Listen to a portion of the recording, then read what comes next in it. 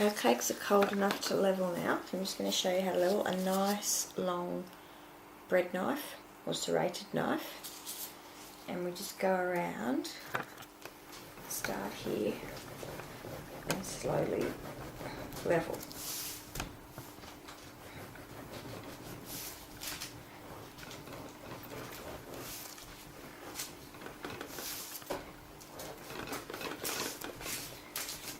Keep spinning your cake around.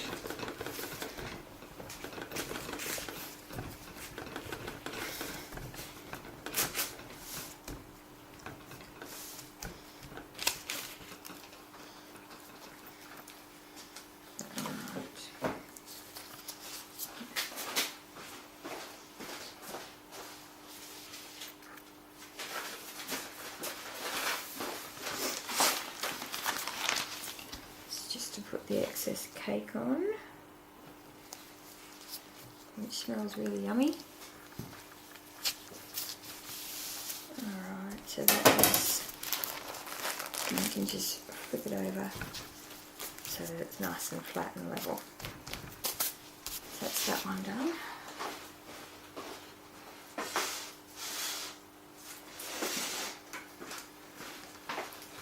The rectangle's a little bit higher. Cut that from there.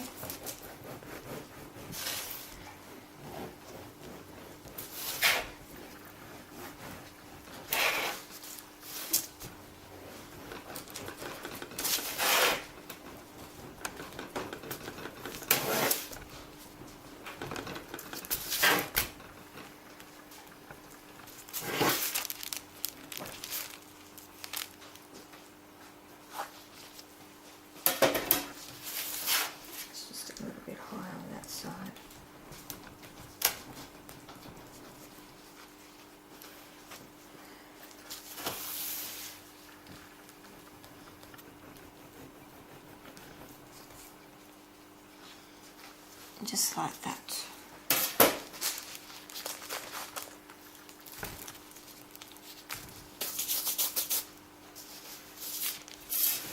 Now I'm going to put this on the bench because we have to cut out our pattern.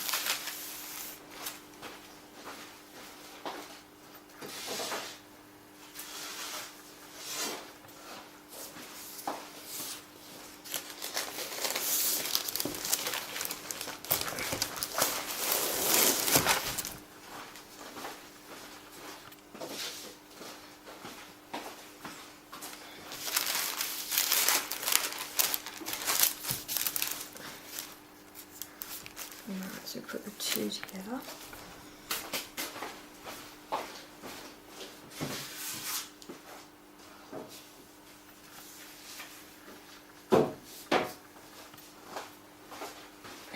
We have our ninja pattern that we did on the board, which we're now going to take off.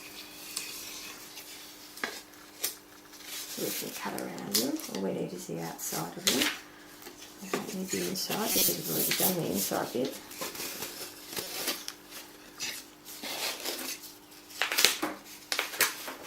It's going to go over the top of that.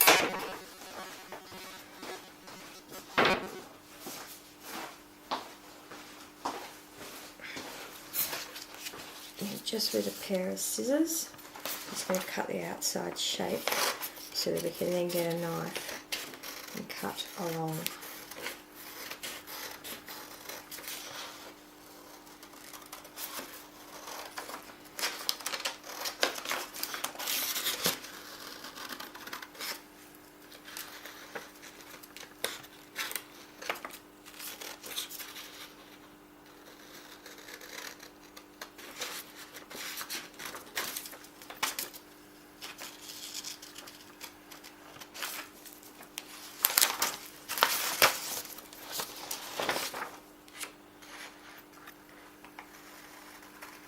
So basically just cut out the shape so then you can cut along it around the cake. Now that our ninja's cut out, we're just going to pin him in so he doesn't move while we're cutting out the cake. Just a few pins strategically placed, mainly on corners.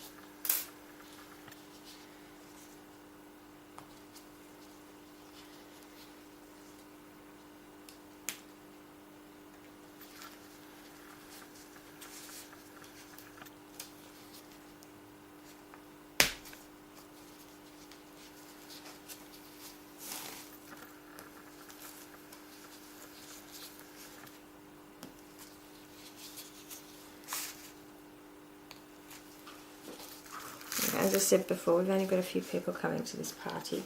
That's why I didn't mind doing such a flat cake. If you wanted to make it higher, because these cakes took an hour in the oven to bake, I would do 2 layers. So I would cook 4 cakes and join them together in the middle, because it took an hour. If you did it as a bigger cake, you'll find that all that's going to do is dry out your cake, whereas if you did it as 2 layers to make it higher, you would then find that just put a little bit of ganache in the middle to join it together.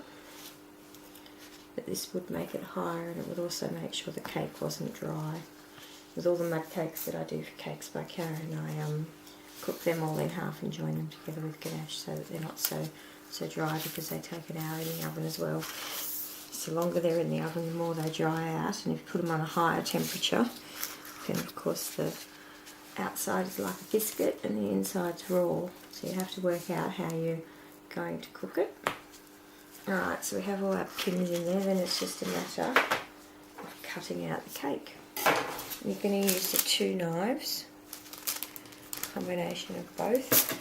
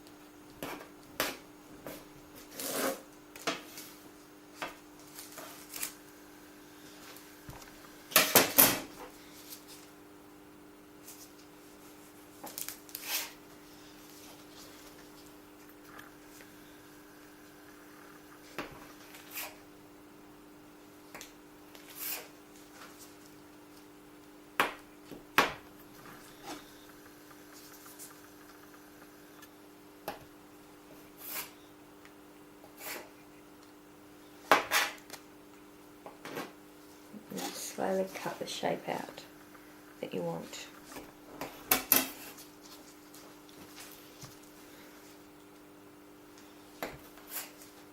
This is a really good cake recipe to be doing this with. Cuts really nicely.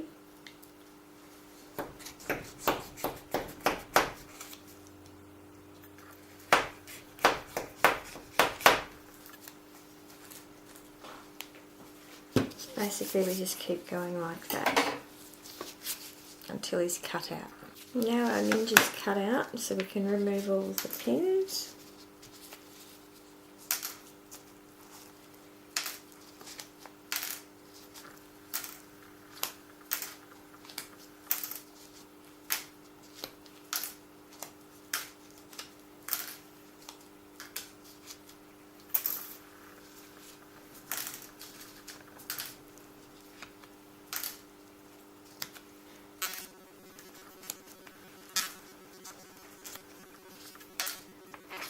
There we go, we have the shape that we wanted, and over to be washed.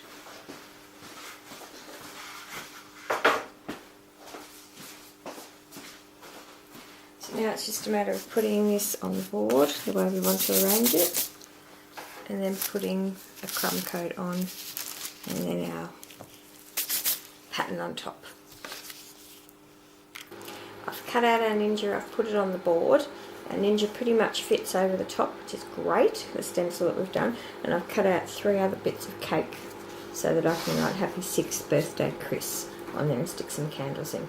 So now we're actually going to ganache it. We're not going to ganache it on the board though, we're going to ganache it on a piece of paper and stick it on the board. Because the cake's still cold, it won't take long for the ganache to set. The reason for ganaching is to do a crumb coat, because you'll still find that even though you're shaking crumbs off the side of the cake, that you will still get crumbs in it. So if we ganache it, that'll just seal the cake off from the icing, and then we can put our fudge frosting, Dream Whip over the top, so that way we get no crumbs through it, so you don't get little bits of cake through the icing.